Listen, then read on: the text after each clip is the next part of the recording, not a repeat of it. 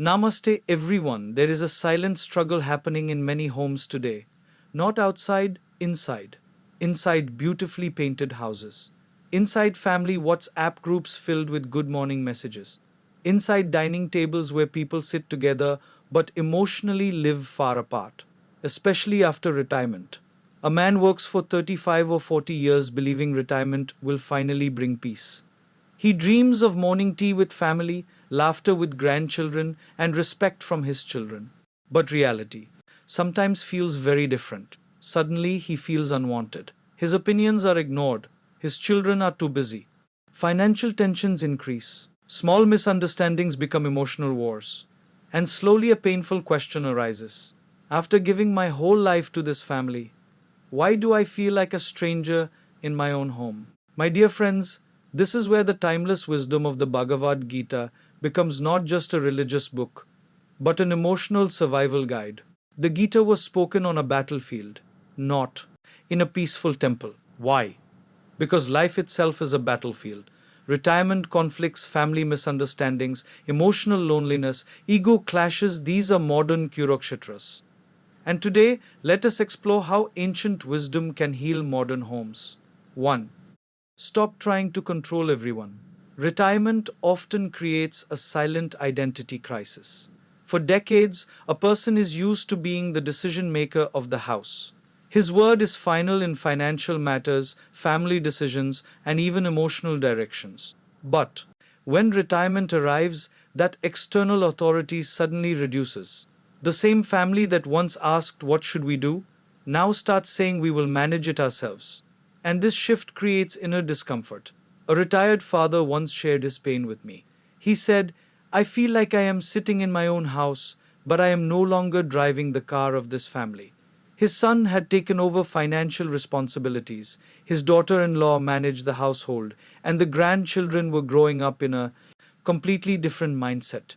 Every small decision he saw being made differently made him restless. This is where most family conflicts begin after retirement, not because of lack of love, but because of excess control expectations. We forget that love does not mean authority. In the wisdom of the Bhagavad Gita, we are reminded that we only have control over our actions, not over the outcomes or the choices of others. When this truth is forgotten, frustration begins. A retired person may feel, "They should listen to me because I have experience." But experience does not automatically grant control over someone else's life. There was an elderly man who constantly interfered in his son's business decisions. He would criticize every strategy, every investment, and every risk. Slowly, the son began avoiding conversations with him. The house became silent, not peaceful. One day, a close friend gently told him, "Your advice may be correct, but your timing and tone are breaking the relationship." That night, he reflected deeply. He realized that his intention was love, but his method was control. From the next day, he changed his approach. Instead of saying, "You should do this," he began saying, "If you ask me, I can share my experience." This small shift changed everything. His son started coming back to him, not out of pressure, but out of trust. Retirement is not the end of importance, it is the beginning of influence without control. Influence built on wisdom, patience, and emotional maturity lasts longer than authority ever could. When elders release the need to control every outcome, they create space for relationships to breathe again. And in that space, love naturally returns. 2. Ego is the invisible fire destroying families. Ego is often silent, but its impact is loud. It does not announce itself, but it slowly enters conversations, decisions, and relationships. In retirement, ego becomes even more sensitive because the external respect that once reinforced identity starts reducing. A retired school principal once told me a painful story. He said that at a family function, a younger relative did not give him a preferred seat. It seemed like a small incident, but in his mind, it became a symbol of disrespect. That single moment turned into years of emotional distance from his family. This is how ego works. It takes small events and makes them emotionally large. It converts misunderstandings into memories of hurt. The Bhagavad Gita teaches that ego is the root of inner imbalance. When a person identifies too strongly with position, title, or past achievements, even small changes in external treatment feel like personal insults. But life is constantly changing. Respect, roles, and responsibilities evolve with time. There was another case of two brothers who stopped talking for years because of a minor disagreement over ancestral property arrangement.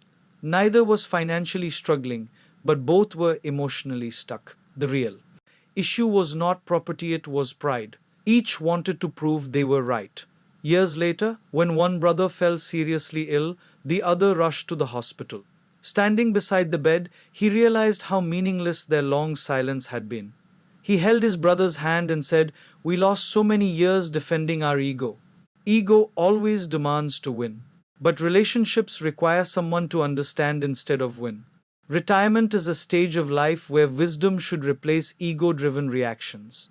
At this age, proving oneself right becomes far less important than preserving peace. When ego reduces, empathy increases. When pride softens, connection deepens. And when the need to be right disappears, the possibility of being happy appears. Families do not break because of big issues. They break because small ego moments are not handled with humility. The real victory in old age is not winning arguments, but winning hearts through forgiveness and calmness. 3. Detachment does not mean leaving family. It means releasing emotional dependency. Detachment is often misunderstood. Many think it means withdrawing from relationships or becoming emotionally cold. But true detachment, as taught in the Bhagavad Gita, is not about absence of love, it is about freedom from emotional dependency. After retirement, many people unconsciously attach their entire emotional world to their children. Every phone call becomes a source of happiness. Every delay in response becomes a source of sadness. Emotional balance depends completely on external behavior. A retired mother once shared, "If my son calls me daily, I feel I am alive. If he does not, I feel forgotten." This emotional dependency slowly creates inner instability. The children, on the other hand, may be busy with work, responsibilities, and personal life, not realizing the emotional weight their absence is creating. One spiritual teacher advised her, "Love your children deeply, but do not make them the center of your emotional universe." This advice changed her life. She slowly started engaging in community work, reading spiritual texts, and reconnecting with old friends. The result was surprising. The less emotionally dependent she became, the healthier her relationship with her children grew. They began calling her more naturally, not out of obligation, but out of genuine connection. Detachment gives emotional stability. It allows love to flow without pressure. When love becomes expectation, it turns into stress. When love becomes freedom, it becomes peaceful. Retirement is a phase where external roles reduce, but internal growth should increase. If a person's entire identity is dependent on being needed by others, retirement can feel like emptiness. But if identity is rooted in inner fulfillment, retirement becomes liberation. The essence of detachment is simple: I love you, but I am also complete within myself. This mindset protects relationships from emotional burden and allows them to grow naturally. 4. Learn the art of calm communication. Most family conflicts are not created by big disagreements, but by small miscommunications. Words spoken in frustration often leave deeper wounds than actions themselves. A retired army officer once admitted, "I used to command my family like I commanded my soldiers. But at home, command does not create respect, it creates distance." His relationship with his daughter became strained because every conversation turned into correction. Communication in families requires a different language, one of patience, listening, and emotional understanding. The Bhagavad Gita demonstrates this through the dialogue between Krishna and Arjuna. Krishna does not begin with judgment, he begins with listening. Listening is often more powerful than speaking. When people feel heard, half their emotional burden is already reduced. A simple incident illustrates this. A father and son used to argue frequently. The father always tried to correct his son's decisions immediately. One day, instead of reacting, the father silently listened to his son for 10 minutes without interruption. Later, the son said, "Today, for the first time, I felt understood." That moment changed their relationship. In retirement, communication should shift from instruction to understanding. Elders often speak from experience, But younger generations need emotional safety before advice. If advice comes without understanding, it feels like pressure. But when advice comes after listening, it feels like care. Calm communication is not about staying silent. It is about choosing words that heal rather than hurt. It is about asking questions instead of giving immediate judgments. It is about responding after reflection, not reaction. When communication becomes calm, homes become peaceful. When words become thoughtful, relationships become stronger. 5. Build a spiritual center inside the home. A home without emotional or spiritual grounding slowly becomes a place of routine rather than connection. People live under the same roof but feel emotionally distant. Retirement is the perfect time to rebuild the emotional and spiritual foundation of a family. In many households, everyone is physically present but mentally occupied with phones, work, or personal worries. Conversations reduce to logistics. Bills, groceries, schedules. Emotional sharing disappears. One grandmother introduced a simple practice in her home. Every evening, the family sat together. For 15 minutes without devices. They shared one thing they were grateful for and read a small verse from the Bhagavad Gita. Initially, it felt unusual, but slowly it became the most peaceful part of the day. Arguments reduced, understanding increased, emotional warmth returned. Spiritual practices do not remove problems, but they change how people respond to them.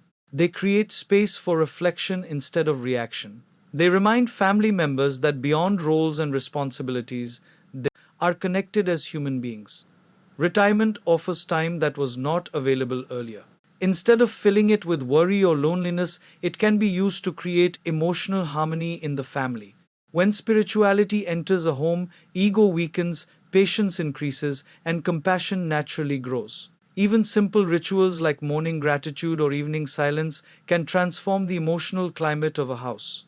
A spiritually centered home does not mean religious intensity. It means emotional balance, mutual respect, and shared inner peace. Final reflection: retirement is not the end of contribution, it is the beginning of emotional leadership within the family. By letting go of control, ego, dependency, miscommunication, and emotional emptiness, we can break free from the cycle of pain and find peace. One can transform not only their own life but the entire atmosphere of their home. Peace does not come from changing others, it comes from changing how we respond. And that is the deepest wisdom of life.